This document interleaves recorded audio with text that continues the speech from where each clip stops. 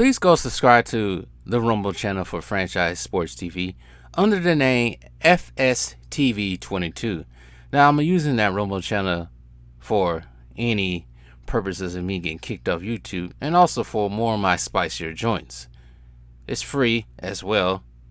I have the freedom to say whatever I want to say as well. So go subscribe to FSTV22. That is Franchise Sports TV 22 on Rumble. No more John Collins. They traded him to the Colts in Utah, leaving Trae Young and DeJounte Murray as the leaders of this team. But they acquired Pat Mills and Wes Matthews in the offseason. They're still young, and they did return to the playoffs for a third time in a row last season. But this team all relies on Young and Murray. I expect a playoff seed for them, no less. The Celtics were recipients of the Damian Lillard trade. Jrue Holiday was booted out of Milwaukee, and he was booted out of Portland to Boston. And then there's Tingus Pingus as well. But the Celtics suffered a lot in trades. There will be no more Marcus Smart, no more Robert Williams III, and especially no more Malcolm Brogdon. The weakness of this team, they're smaller than before. Can't put it all on Al Horford. And this team also relies on their two stars. Last year, one disappeared and the other one couldn't dribble to his left. Actually couldn't dribble at all. If they don't get it done this year, I don't know what to say. I know one thing, if they don't get it done this year, cockeyed coach is out of there. This team has a history of stacking the deck. Remember at one point in time, this team had Kevin Garnett, Paul Pierce, Deron Williams, Iso Joe, Andre Kirilenko, and a young Brook Lopez? Yeah, Pepperidge Farm remembers. Yeah, Pepperidge Farm remembers that team didn't work. Just like the team of KD, Kyrie, and James Harden didn't work. And now they have been stripped to their skinnies, leading the way with Ben Simmons. I can't even say that with a straight face. But then again, maybe it's a new season. But there will be Mikal Bridges, the ultimate Iron Man, and maybe Spencer Dinwiddie to help out. Well, this team was a playoff team off the strength of what KD and Kyrie did before they were shipped out of there. But let's see what they can do this year. Well, the GOAT has gave up most of his ownership in this team. But will that change their fate? We shall see in the future. But this team reminds me of the same team that we've seen constantly for the last 3 or 4 years now.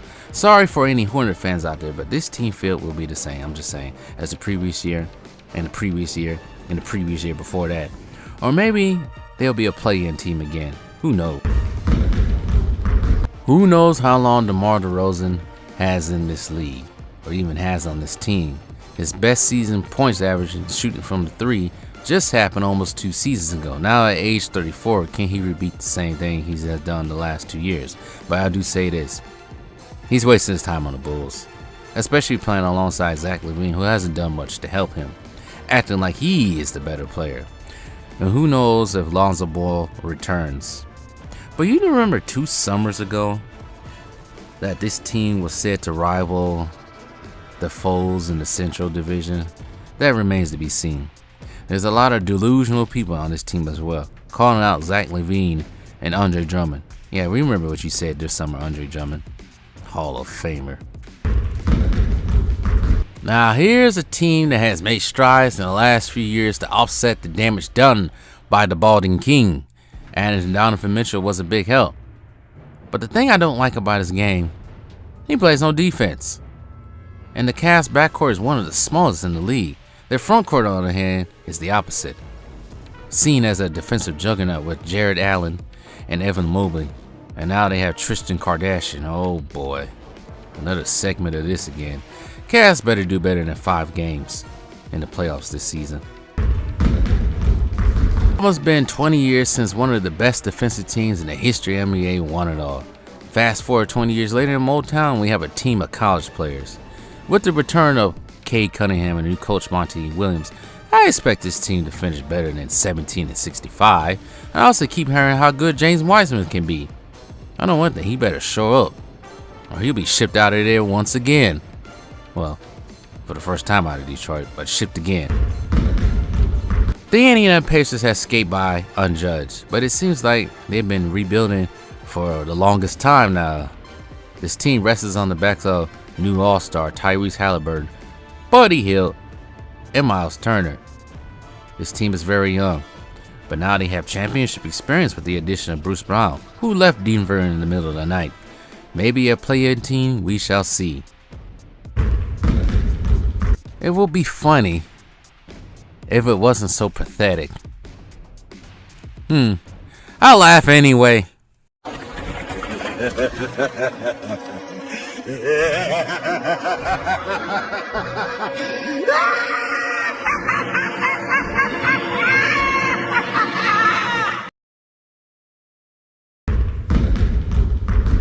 At first, this was a quiet offseason for this team.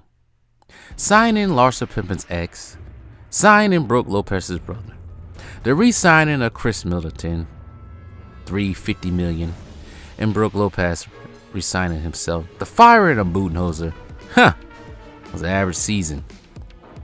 And then Giannis starts opening his mouth, saying he wants to play for a championship team. And then let the rumors begin. And then one Wednesday, a couple weeks ago, I woke up to a surprise, a present. Damian Lillard is the Bucks now, and Jrue Holiday is no longer part of this team. What a turn of events this has been. Top-rated talent. Plus the addition of campaign as backup. I expect no less than a finals appearance. And to the high-ranking talent Dame Time, this is all on you now. Oh, this is all on you. Because the last time I checked, Giannis, Brook Lopez, Chris Middleton, Pat Connaughton, and Bobby Portis all have been to the mountaintop. Plus, Coach Griffin, the new coach, unleash Marshawn Beauchamp. In the last 3 years, the Knicks have been surprisingly a playoff team. Last year, they finished in the semifinals. Wow. This team's strengths will be Jalen Brunson, but their weaknesses can be Julius Randle if he does not step up and stop having, temper tantrums. This team lost more than what they gained in all season. Maybe not. Maybe I'm ranking Derrick Rose and Obi Toppin too much. But then again, there is Dante DiVincenzo. But will that be enough to get back to the semifinals, maybe even a conference finals? Well, Knicks fans hope so.